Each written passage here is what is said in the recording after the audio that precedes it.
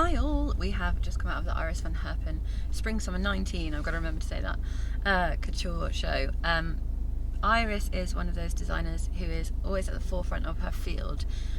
She's very different to a lot of the couturiers on schedule because in silhouette, in style, in her approach to design, she takes a very scientific approach to everything she does. It's all about knowledge is power with Iris. She often references really interesting, deep, dark, amazing, wonderful ideas and concepts, and last season she was looking at the aerial viewpoint of a map, so the lines that an aerial viewpoint of a map would create, and this season, very much in keeping with the map again, she was looking at cartography, but this time she was looking at what's it called? Celestial cartography. I have a picture of some now. So basically she was inspired by the German-Dutch cartographer Andreas Cellarius, which is a wonderful name, and the kind of astrological creatures that you get on these old-fashioned maps.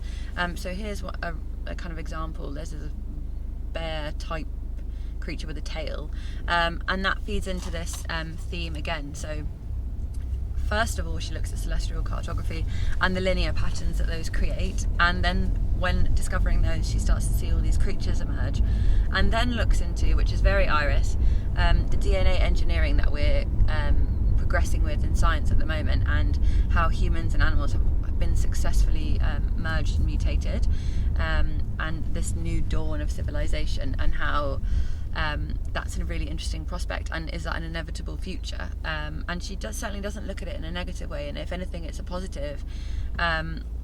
So she was looking at these scientific implications and the morphing of human form through history, through mythology, and have we got 8 arms and heads, and what do we become, and the female forms in mythology that have been charted over the years. So very much looking at the traditional, but also the absolute pinnacle forefront of science.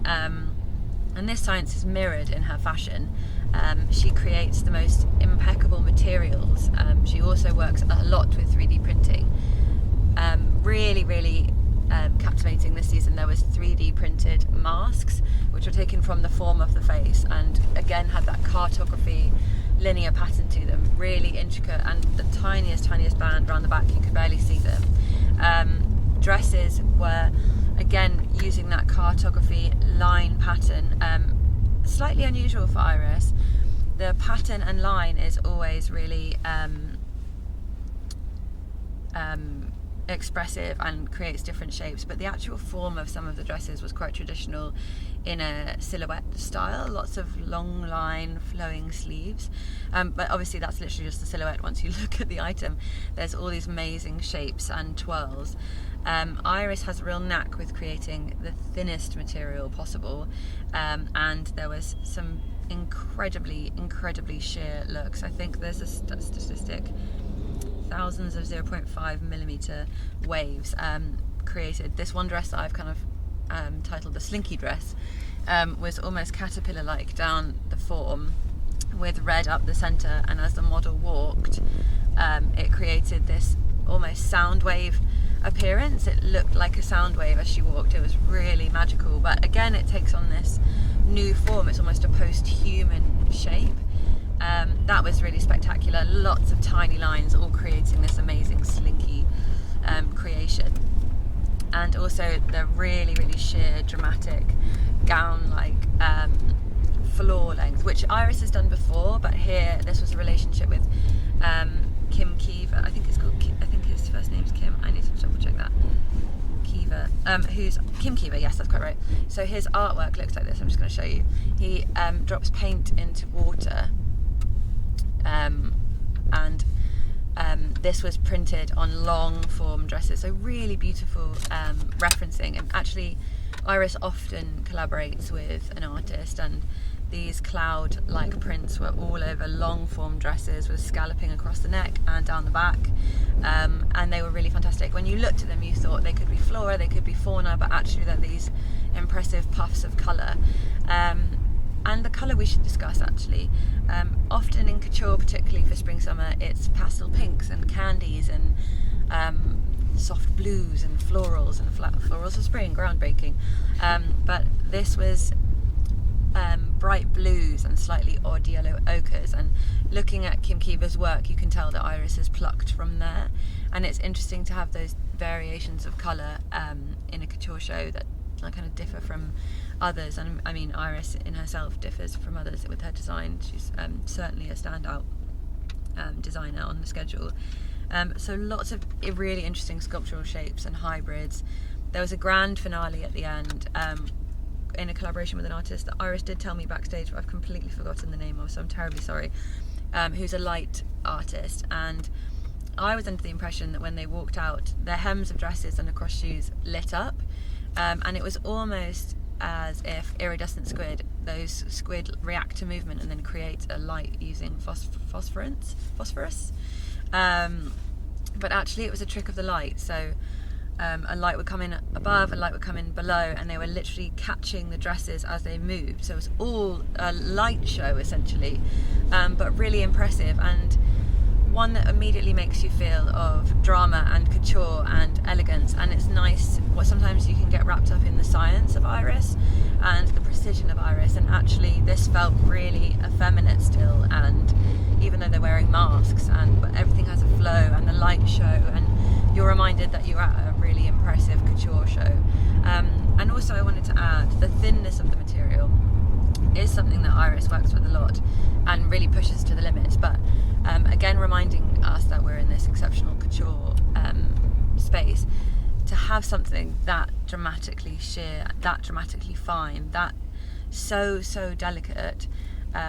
Yes, the work that's gone in to create it, to make it that delicate, is couture, but also the act of wearing something so delicate is a symbol of wealth, is a symbol of elegance, is a symbol of luxury. I certainly couldn't wear anything like that. My day-to-day, I would ruin it in seconds. So it immediately imbues this idea of leisure and luxury and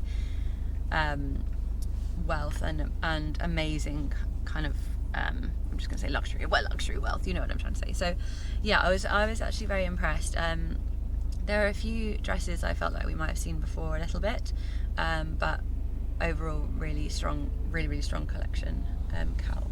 I mean, you said it all. It was I agree with, there are a few looks that felt like we'd seen them before, but sometimes you forget, especially with brands that kind of mainly do couture or demi-couture, they are brands as well. Obviously couture is so usually concept driven, yeah, or detail driven through fabrics and all of that actually you forget that you still have to have a brand behind it. I mean, we'll speak about Schiaparelli, but that kind of other side of that idea.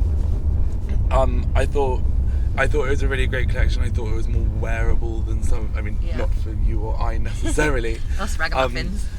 I think the collaboration looked really beautiful. The colours I didn't love. I preferred, I'll see if I can show you, the all white looks that had these layering, that had 2D, very thin pieces of material, but turned into 3D shapes because of their layering. I thought were a lot better, or not better, but seemed to translate better in white with a black outline. When they got into reds and blues, it turned more flowery to me, and I wasn't, actually maybe it wasn't even that they were better, it was just that I wasn't used to seeing that kind of I read it as petals, so it became this ultra feminine thing, which I wasn't so, I wasn't expecting from Iris. Yeah, that's true.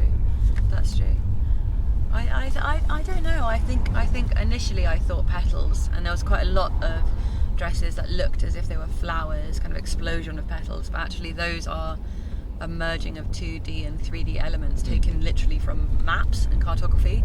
So that in itself, that duality is really interesting. I think that we could look on a surface and say, oh, that's so effeminate and floral, and how odd for Iris, and then Iris backstage is like, it's actually from a map and it's lines and we took it apart and we put it back together again. And did you notice all the faces and all of them? Yes. So they all had these faces that is kind of to do with all of these old myths that she was talking about in the hidden spirit, or that's how I was reading it at least, the kind of hidden spirit, and having a second head on your leg as well, and how the body will change as we progress as a society. I always thought it was really nice not to see someone look to the future and not be so sad. Yes, we've had a lot of sad Had yeah. And this was kind of celebrating the marvel of science. Yeah, and she says it. She says, I'm not talking of the moral implications of what's happening because they're not defined, and they aren't defined. No one knows kind of what cloning means and what everything means. Too soon to say. Too soon, but she was saying this is an amazing time we live in. The future is now. Yes. The future is now. The future is with Iris. Thank you guys for watching. That's our Iris.